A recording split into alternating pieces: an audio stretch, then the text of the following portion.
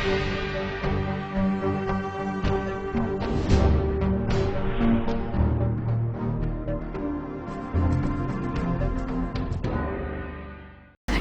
Vindhya times में आपका स्वागत है और आपके साथ मैं श्रेया हाजिर है आज की बुलेटिन की खबरों के साथ।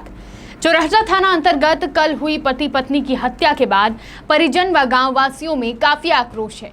बता दें कि कल बिजली बनाने को लेकर उत्पन्न हुआ विवाद हत्या में तब्दील हो गया था।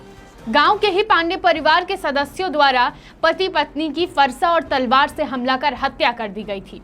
घटना के बाद भारी पुलिस बल मौके पर पहुंचा था। एसपी राकेश सिंह भी मौके वारदात पर मौजूद थे और इस पूरे मामले पर कार्रवाई करने का आश्वासन दिया था। घटना से आक्रोशित परिजन ने आज सड़क पर जाम लगा दिया। कार्रवाई की मांग को लेकर गुस्साए परिजनों ने सड़क जाम कर दी और आवागमन रोक दिया। सूचना मिलते ही भारी पुलिस बल मौके पर पहुंच गया, जो आक्रोशित परिजनों को समझाइश देने में लगा हुआ था। परिजनों ने बनकुइया मार्ग में दादर मोड़ के समीप जाम लगा दिया। देखते ही देखते वाहनों की लंबी कतार मार्ग में लग गई। पुलिस काफी समझाइश के बाद भी परिजनों की एक ही मांग थी कि आरोपियों को गिरफ्तार किया जाए और लापरवाह पुलिस प्रशासन पर भी कार्रवाई की जाए, जिन्होंने कई बार शिकायत करने के बाद भी आरोपियों के खिलाफ कोई कार्रवाई नहीं की थी, उन पर भी एक्शन लिया जाए। घटना के बाद पूरे गांव में तनाव का वातावरण बना हुआ है। नाम नितिन पांडे है, मेरे पिताजी का नाम सिराज पांडे है, मेरी माँ का नाम पुष्पा पांडे है। फ़र्क मेरे पिताजी का और मेरी माँ का कल मर्डर हो गया। कल उसमें सारे लोग आने के बाद सर दो को पकड़ ले गए, दो फरार हो गए और जो हैं तो उनको नहीं पकड़े पहले, फिर वो उनको ले गए बाद में ले जाएंगे, तो वो जमा है अभी और दो को नहीं पकड़ रहे हैं अभी। जितनी मैं पहले रिपोर्ट किया उनकी उस रिपोर्ट की हमारी कोई वो नहीं मिली है।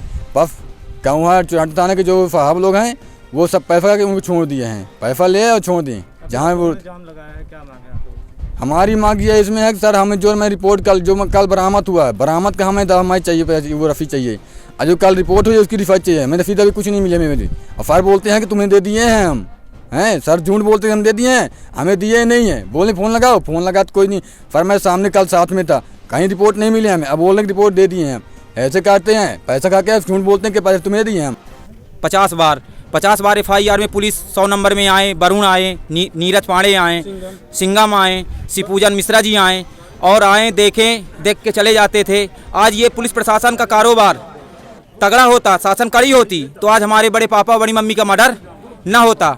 और यही चौराहा थाना पुलिस प्रशासन के चलते आज मेरे बड़े पापा बड़ी मम्मी का मर्डर हो गया। और मेरी मांग ये है कि जल्द से जल्द जो अपराधी फरार हैं उनको गिरफ्तार किया जाए और इनको कड़ी से कड़ी सजा दी जाए और सजा के तहत पे। और मेरी मांग ये भी है कि चौराहा थाना सस्पेंड किया जाए। सिंगम, नीरज पांडे, वरुण और शिवपूजन मिश्रा ये सस्पेंड किया जाए। मेरी मांग ये है, सस्पेंड। शहर में अगर यातायात व्यवस्था गड़बड़ाती है तो इसका सबसे ज्यादा असर आम आदमी पर ही पड़ता है।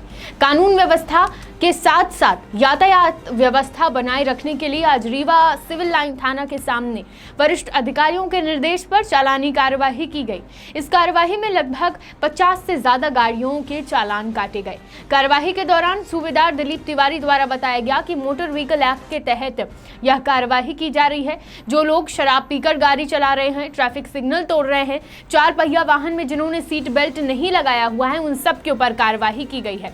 इस कार्यवाही के बीच यह भी देखा गया कि पुलिस द्वारा चालानी कार्यवाही छोड़कर एक दिव्यांग की मदद की गई, उसे उसके गंतव्य तक पहुंचाया गया।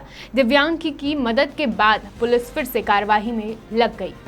देखिए ये रूटीन चालानी कार्रवाई है, लेकिन विशेष तौर पे ये हमारे वरिष्ठ अधिकारियों के आदेश पर ये हम जो 4-5 धाराएं उन पर ज़्यादा मोटर व्हीकल एक्ट में कार्रवाई कर रहे हैं। एक तो सबसे पहले ड्राइविंग, जो लोग ड्रिंक करके ड्राइविंग चला रहे हैं, मोटर व्हीकल एक्ट की धारा 185 के तहत प्रकरण पंजीबद्ध करके न्यायालय भेजते हैं और उसका ड्राइविंग लाइसेंस निरस्त होता है। दूसरा, जो violation of the traffic signal, उस सेक्शन के अंतर्गत हम कार्रवाई कर रहे हैं। जो रेड लाइट जंप करके जाते हैं, निकलते हैं सिग्नल पे, उन पर कार्रवाई कर रहे हैं। ये कार्रवाई कॉलेज चौराहे में होती है। इसके अलावा जो लोग सीट बेल्ट नहीं लगाते हैं, वो भी ट्रैफिक रूल्स का वायलेशन है, उसके तहत हम कार्रवाई कर रहे हैं। इन तीनों सेक्शन में ड्राइविंग लाइसेंस किसी व्यक्ति का निरस्त होता है, जो कि PHQ का ऑर्डर है, उसी के तहत हम कार्रवाई कर रहे हैं।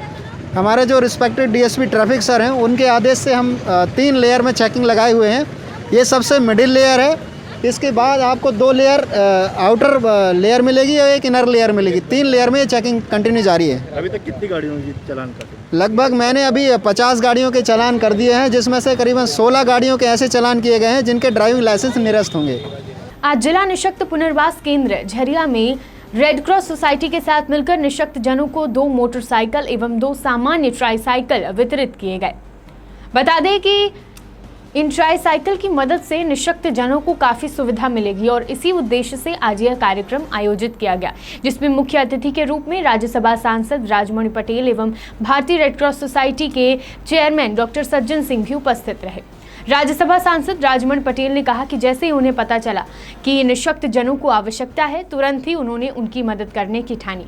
राजमणि पटेल ने कहा कि ज़रूरतमंदों को उनकी सुविधा का उपाय दिलाया जाए, इससे बड़ा सेवा का भाव और कुछ नहीं है। आभारी हूँ और उनको इसके लिए बहुत बहुत बधाई भी देना चाहते हैं, जिन्होंने अपने एक लंबे जीवन के समय में रेड क्रॉस के माध्यम से जो संस्था वास्तव में सच्ची मानवता की सेवा का संस्था है, उस संस्था में अपना योगदान दे रहे हैं, मार्गदर्शन दे रहे हैं और उनके जीवन से ही प्रेरणा लेकर के हम लोगों के जो विचार बन रहे हैं, जिस समय हम लोग काम कर रहे हैं, वो उनकी प्रेरणा का ही परिणाम है।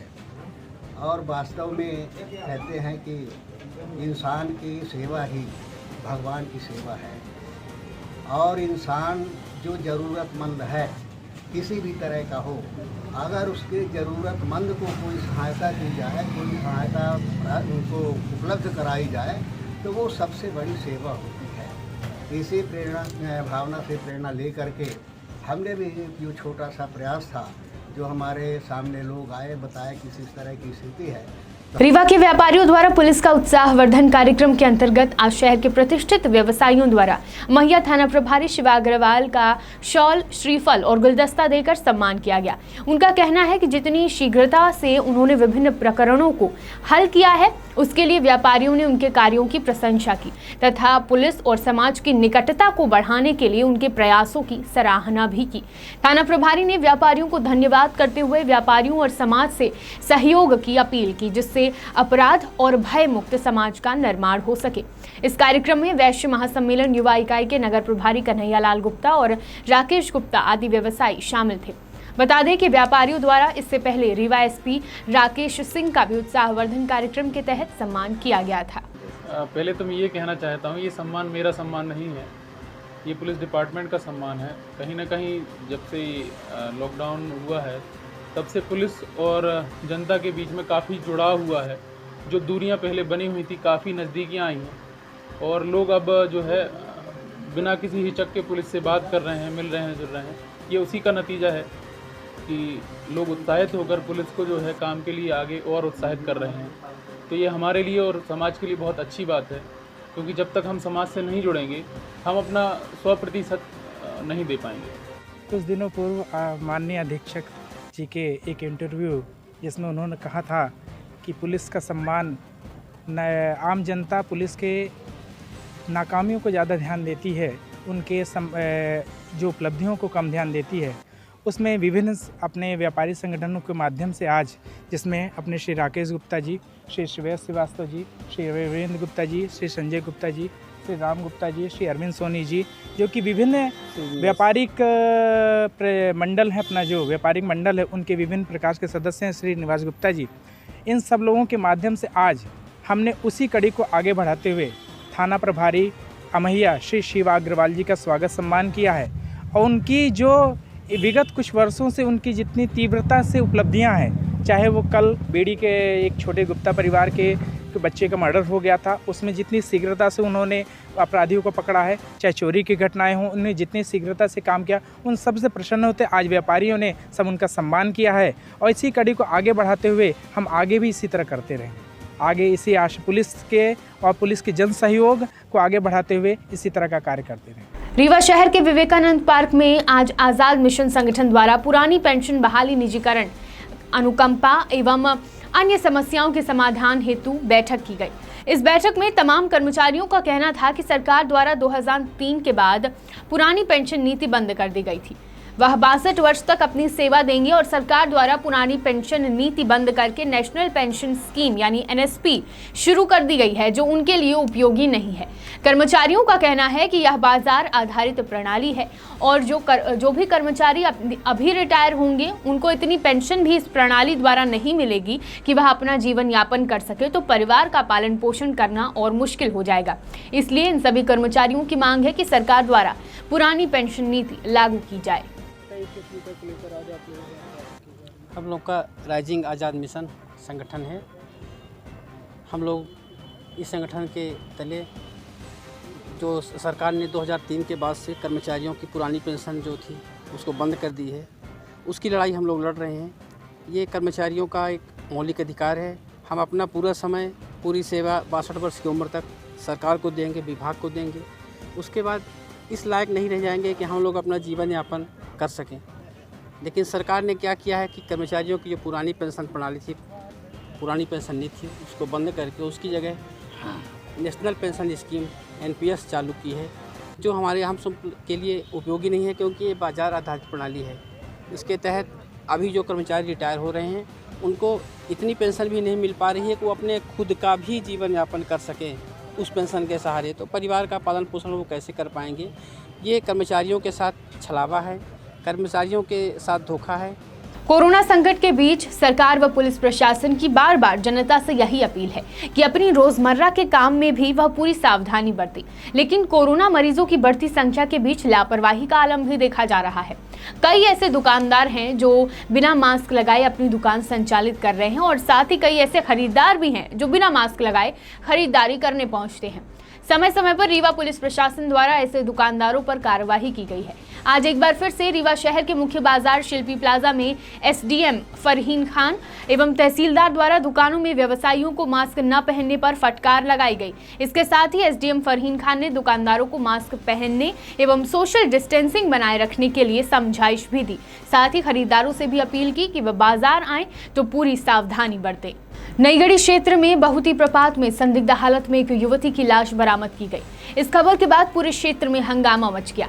बता दें कि कल नईगढ़ी थाना में 22 वर्षीय युवती की गुमशुदगी की रिपोर्ट दर्ज कराई गई थी। पुलिस ने गुमशुदगी की रिपोर्ट दर्ज कर तलाश में जुटी हुई थी और इसी बीच बहुती प्रपात से एक युवती की लाश मिलने की खबर मिली। पुलिस की टीम ने जैसे ही शव को ऊपर लाया तो युवती की शिनाख्त उसी युवती के रूप में की गई जिसकी कल परिजनों ने रिपोर्ट दर्ज कराई थी। पूरे मामले में परिजनों ने अजय पांडे नामक युवक पर संदेह जताया है। परिजनों ने बताया कि इससे पहले भी अजय पांडे द्वारा युवती को परेशान किया जा चुका है। परिजन जब युवक के खिलाफ शिकायत करने थाने गए तो आरक्षक द्वारा उनसे बदतमीजी की गई, जिसके खिलाफ कार्रवाई करते हुए आरक्षक को लाइन अटैच कर दिया गया है। फिलहाल पुलिस इस पूरे मामले में जाँच में जुटी हुई है और मौत के असली कारण का पता लगा रही है। मिसिंग की कल रिपोर्ट हुई है जिस पर गुम इंसान कायम है और आरक्षक के विरुद्ध बदतमीज़ी करने का आरोप लगाया है। उसको लाइन अटैच कर दिया गया है। उसका प्रतिवेदन जाएगा तो वरिष्ठ अधिकारी के पास, तो उस पर वरिष्ठ अधिकारी निर्णय लेंगे उचित। आज हम लोग जब इसकी तलाश विवेचना कर रहे थे तो बॉडी यहाँ कूड़ा में उनके परिजनों ने संदेह व्यक्त किया जो वहाँ हो सकती है, यहाँ मिली तो उसको ऊपर लेके आए हैं। सर, प्रथम दृष्टि का क्या देखेंगे? अभी FSL टीम आई है, डॉक्टर्स देखेंगे। परिजन ये कह रहे हैं कोई पंजीबद्ध था अपराध क्रमांक 192, उसकी विवेचना की गई थी। विवेचना में घटना के साक्षी घटना होने से इनकार किया था और साइबर सेल से उनके इन्फॉर्मेशन मोबाइल की ली गई थी, तो उनकी आपसी काफ़ी वार्तालाप, मोबाइल टॉक और SMS थे करीब 179 के आसपास। और संपूर्ण विवेचना में जो मौखिक स्वतंत्र साक्षी थे उन्होंने भी बताया था कि ऐसी कोई घटना नहीं हुई थी। लूट का भी मामला, इसके बारे में मैं नहीं कह सकता हूँ कुछ, मुझे भी इस तरह कोई इनपुट नहीं। सर, परिजन ये कह रहे हैं जब तक नहीं, परिजनों ने लाश अभी उठा करके ले गए हैं और हॉस्पिटल ले जा रहे हैं। FSL की टीम है, कार्रवाई चल रही है। जी धन्यवाद। हाथरस में हुई घटना से पूरा देश गुस्से में उबल रहा है। गांव से लेकर शहर, महानगर तक लोगों का गुस्सा देखने को मिल रहा है। हाथरस में हुई घटना को लेकर मैहर में भी विरोध देखने को मिला। यूथ कांग्रेस के नेता सौरभ शर्मा के नेतृत्व में घंटाघर चौराहे पर उत्तर प्रदेश सरकार के मुखिया योगी आदित्यनाथ का पुतला दहन कर भाजपा सरकार के विरोध में नारेबाजी की गई। कार्यकर्ताओं में काफी आक्रोश दिखा और लगातार उनकी एक ही मांग थी कि हाथरस की बेटी को न्याय मिले और सभी आरोपियों को कड़ी से कड़ी सजा दी जाए। आप लोगों ने सारी चीजें की हैं। देखिए, आज मैहर युवक कांग्रेस के हमारे विधानसभा अध्यक्ष वीरेंद्र शर्मा छोटे भैया के नेतृत्व में सैकड़ों युवा आज मैहर कार्यालय स्टेशन रोड से निकलकर घंटाघर चौराहे में इकट्ठे हुए हैं। सबके दिल में आक्रोश है आज हमारे देश की बेटी के साथ जिस तरह का कृत्य इन्होंने किया है। मैं मानता हूँ कि बीजेपी की पहली प्राथमिकता रही है अपराधियों को संरक्षण। अभी ये बाज आ जाए, अगर योगी मोदी और उन्हीं की मिली भगत से एक ही सांठ घाट करके ये शिवराज भी जो सीख रहे हैं, अभी समय है सुधर जाए। जनता जान चुकी है, उपचुनाव 20 दिन बाद हैं, सबक सिखाएगी जनता और पूरे 25 के 25 सीटों में जितने भगोड़े विधायक गए हैं सब में कांग्रेस पुनः जीतेगी। और कमल विंध्य की तमाम खबरें लेकर कल फिर हाजिर होंगे। बने रहिए विंध्या टाइम्स के साथ। बहुत बहुत धन्यवाद।